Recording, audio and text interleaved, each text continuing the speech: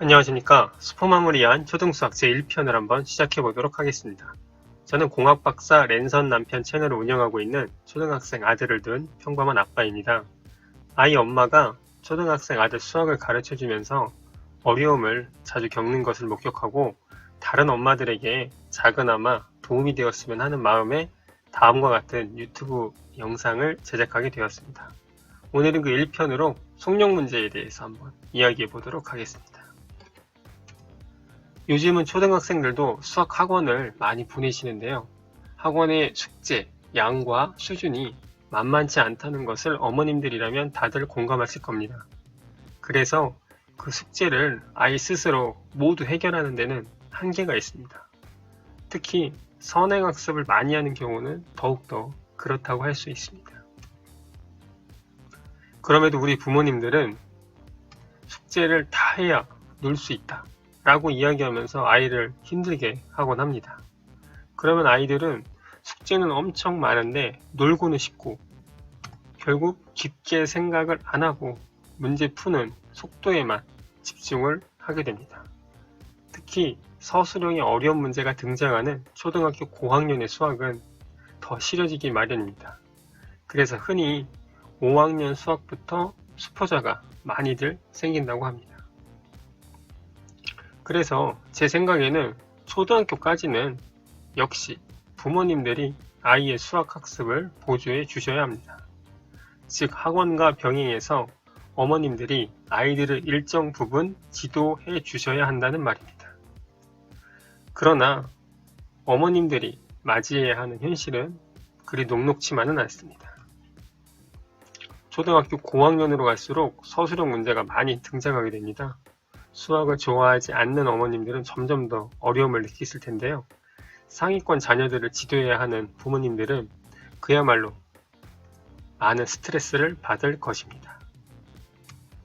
대학까지 나온 나의 엄마가 나만큼만 하라는 우리 엄마가 갑자기 초등학교 수학 문제를 보면서 한숨을 쉰다면 어떨까요? 아이가 과연 엄마를 믿고 도움을 요청할 수 있을까요? 마땅한 변명도 사실상 없습니다. 왜냐하면 초등학교 문제이기 때문이죠. 사실 문제에 나오는 연산은 덧셈, 뺄셈, 곱셈, 나눗셈 밖에는 없습니다. 미적분이 있는 것도 아니고요. 그러니 자존심이 더욱 상할 수밖에 없습니다. 하지만 걱정할 필요가 없습니다, 어머님들. 이미 초등학교 수학 내용은 다 알고 계십니다. 다만 알더라도 어머님들이 중학교, 고등학교 내용을 섞어서 가르칠 수 있다는 점입니다. 다시 말해, 딱 보면 아는데 설명을 못하겠는 경우가 꽤 많이 있습니다. 아직 아이가 배우지도 않은 X, Y를 써가며 연립방정식으로 풀이를 해주기도 하고요. 즉 아이의 수학적 눈높이를 모르고 있다는 점입니다. 내가 아는 방식으로 설명하면 아이가 이해하지 못합니다. 그럼 어른에게는 쉬워 보일 수 있으나 초등학생들이 꽤 어려워하는 속력 문제에 대해서 한번 이야기해 보도록 하겠습니다. 초등 자녀들에게 속력 문제 설명을 위한 핵심 포인트입니다. 어른들은 속력이 이동 거리를 시간으로 나눈 것이라고 아실 것입니다. 즉, 속력은 시간분의 거리죠. 그러나 아이들이 이를 이해할 수 있을까요? 아직 잘 모릅니다. 단위 시간당 이동거리의 개념이 익숙하지 않습니다. 배운 적도 없고요. 그냥 아이들은 내가 쟤보다도 빨라 라는 개념, 즉 빠르기로만 이해합니다. 여기서 빠르기는 첫 번째로는 같은 거리를 갈 때 내가 먼저 도착하면 내가 더 빠른 것이고, 두 번째는 같은 시간 안에 내가 더 많이 가 있으면 이것도 내가 빠른 것입니다. 그러니 초등 자녀에게 굳이 1시간당 5km 가니까 시속은 5km 라고 여러 번 설명해도 초등학생들은 이해하기 어렵습니다. 아까 설명한 대로 단위 시간의 개념을 잘 모르니까요. 여기서 어머님들이 약간 당황하게 됩니다. 이렇게 쉬운 걸 이런 방식으로 가르치지 못하게 되니까요. 그러다 보면 화가 나서 아니 왜 이걸 이해를 못하냐 라고 다그치기도 쉽습니다.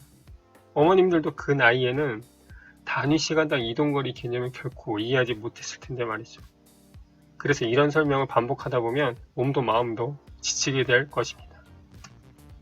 그러니 단위 시간의 개념을 버리고 문제 그대로 가져가야 합니다.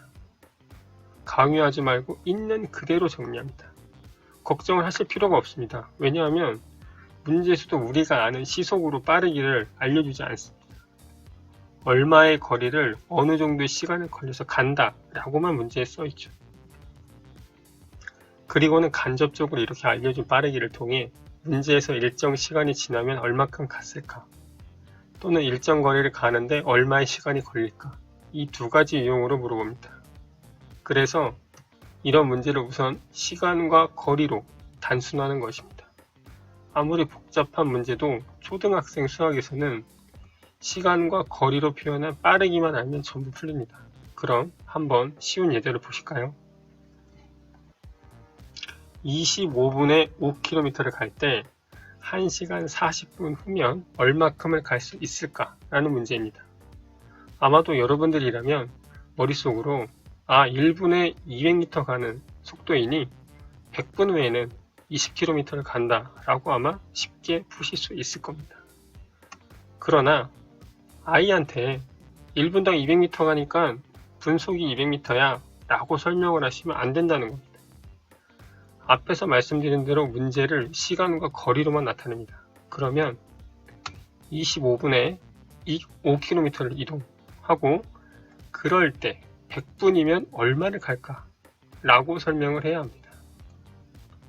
그러면 100분에는 25분이 4번 있어야 하고, 그러면 5km를 4번 감으로 결국 20km를 간다. 그래서 답은 20km라고 알려줘야 합니다. 이렇게 풀어도 되는구나 하실 겁니다. 그러나 이것이 초등학생 아이의 눈높이입니다. 다음에는 초등수학 문제집에 자주 등장하는 속력 문제의 대표적인 유형들을 한번 살펴보도록 하겠습니다. 우선 한 방향으로 나아가는 경우입니다. 문제의 주인공이 걷다가 뛰다가 택시를 타다가 지하철을 타다가 등등을 이용해서 특정 목적지까지 가게 됩니다. 이런 문제는 앞의 시간, 거리로 나타낸 빠르기를 이용해서 각각의 이동 방법으로 간 거리를 모두 합하면 총 이동거리가 된다는 식을 활용합니다. 두 번째 유형은 마주보면서 거리를 좁혀오는 경우입니다. 두 주인공이 각각 시작점과 끝점에서 출발해서 달릴 때 처음 만나는 시간을 구하는 형태의 문제입니다. 이를 응용하면 원형 트랙에서 반대 방향으로 뛰기 시작했을 때와 같은 구성이 됩니다. 그러면 이 두 가지 유형에 해당하는 실전 문제들을 한번 풀어보도록 하겠습니다.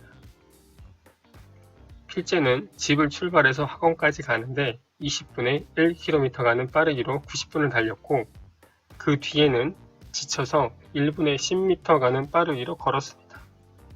집에서 학원까지의 거리가 5km일 때 필제가 걸어간 거리는 총 얼마인가? 라는 문제입니다. 문제 해설입니다. 눈치채셨겠지만 유형 A 한 방향으로 나가는 문제입니다. 그래서 빠르기를 시간, 거리로 나타낸 후 20분에 1km 이동하니 90분이면 20분이 4.5개만큼 있고 거리는 4.5km 이동할 것입니다.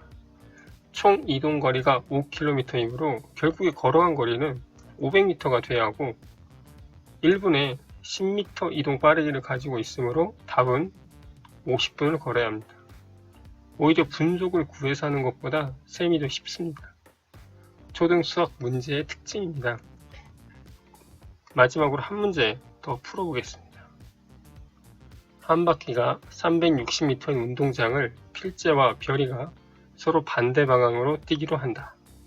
필제는 5분에 0.6km 빠르기로, 별이는 1분에 60m 빠르기로 뛴다면 처음 만나는 지점은 필제가 얼마만큼 이동한 곳인가? 라는 문제입니다.